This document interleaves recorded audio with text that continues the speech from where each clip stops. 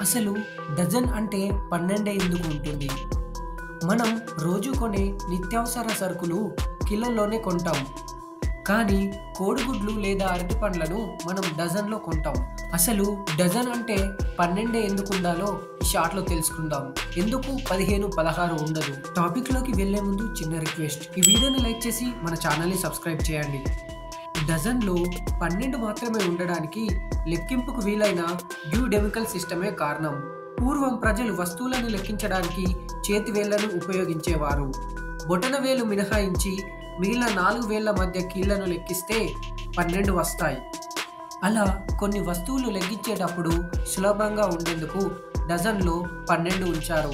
మీరు అరటిపళ్ళు అమ్మే వ్యక్తిని గమనిస్తే 3 అరటిపళ్ళు గల 4 జతలను లేదా 4 అరటిపళ్ళు గల 3 జతలను మీకు ఇస్తారు. మన ఛానల్‌లో కొత్త వీడియోని అప్లోడ్ చేశా. కింద లింక్ ఇస్తాను, వెళ్లి చూడండి.